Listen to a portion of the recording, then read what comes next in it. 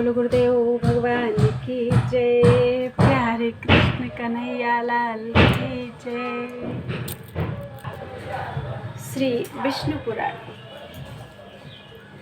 द्वितीय अंश चल रहा है। 9 अध्याय पूरे हो चुके हैं। आज 10वां अध्याय। 12 सूर्यों के नाम एवं अधिकारियों का वर्णन। श्री पराशर जी बोले, आरोह और अवरोह के द्वारा सूर्य की एक वर्ष में जितनी गति होती है, उस संपूर्ण मार्ग की दोनों काष्ठाओं का अंतर 180 मंडल है।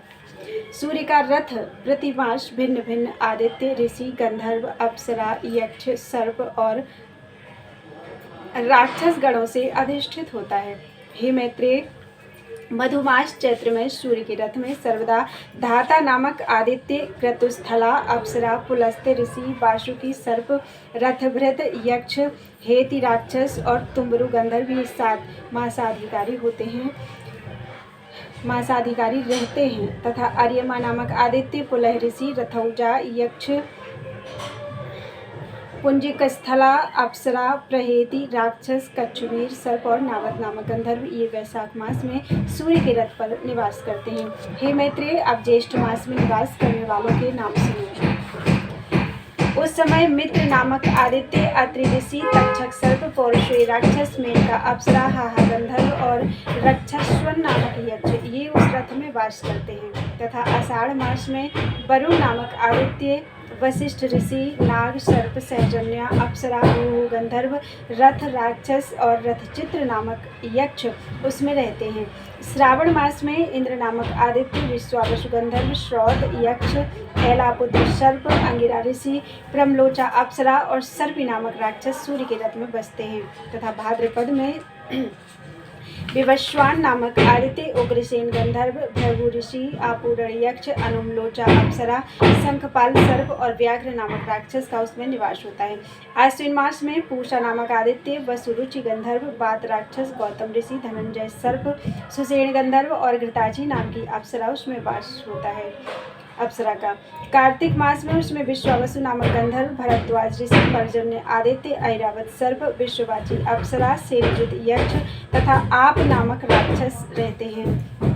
मार्गशीर्ष के अधिकारी अंश नामक आदित्य, काश्यप ऋषि, तारक्षय यक्ष, महापद्म सर्प, उर्वशी अप्सरा, चित्रसेन गंधर्व और विद्युत नामक राक्षस हैं। हे विप्रवर, पौष मास में कृतु ऋषि, भग आदित्य, ऊर्णायु गंधर्व, स्फूर्ज राक्षस, कर्कोटक सर्प, अरिष्टनेमि यक्ष तथा पूर्व चित्ती अप्सरा जगत को प्रकाशित करने के लिए सूर्यमंडल में रहते हैं।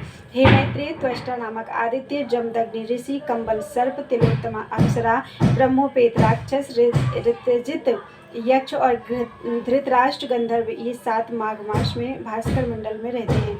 अब जो फाल्गुन मास में सूर्य के रथ में रहते हैं उनके नाम सुनो।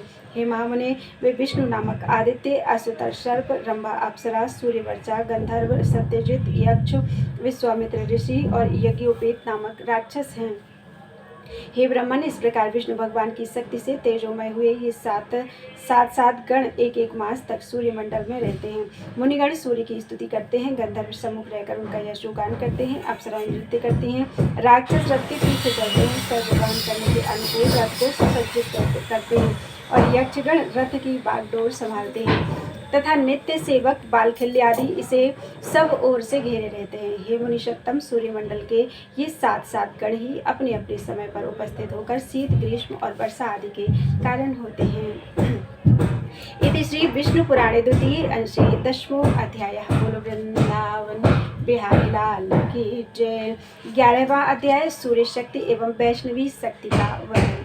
श्री मैत्रेय जी बोले, भगवान, आपने जो कहा कि सूर्यमंडल में स्थित 7 गण शीत, ग्रीष्म आदि के कारण होते हैं, सो मैंने सुना। हे गुरु, आपने सूर्य के रथ में स्थित और विष्णु शक्ति से प्रभावित गंधर्व, सर्प, राक्षस, ऋषि, बालखिल्य आदि अप्सरा तथा यक्षों के तो पृथक पृथक व्यापार बतलाई, किंतु हे मुने, यह नहीं बताया कि सूर्य का कार्य क्या है।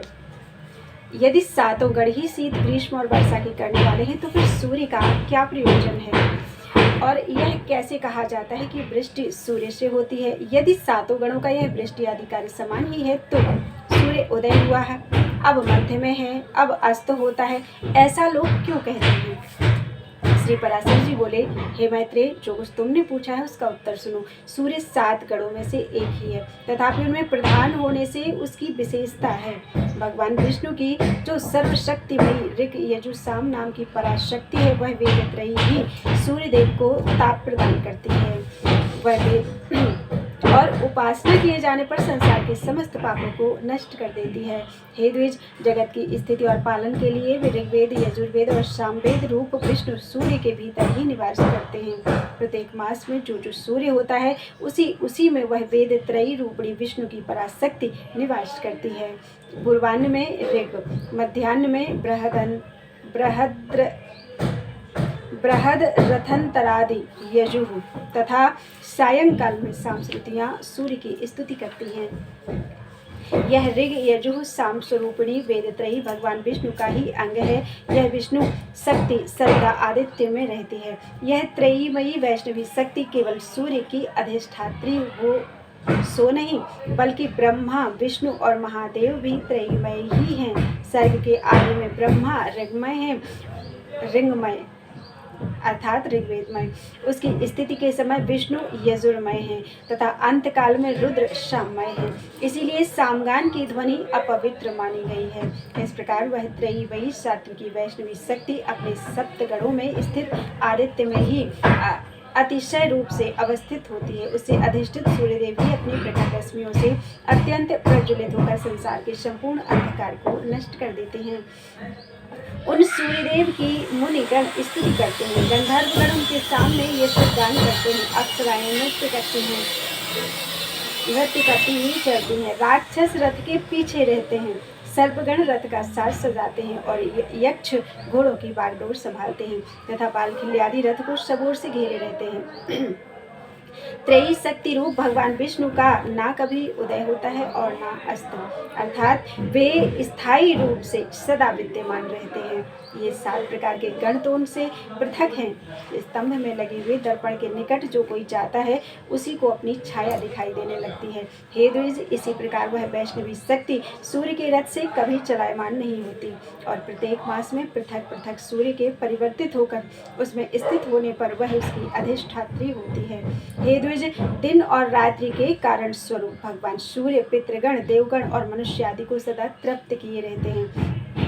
सूर्य की जो सुषुम्ना नाम की किरण है, उससे शुक्ल पक्ष में चंद्रमा का पोषण होता है और फिर कृष्ण पक्ष में उस अमृतमय चंद्रमा की एक एक कला का देवगण निरंतर पान करते रहते हैं।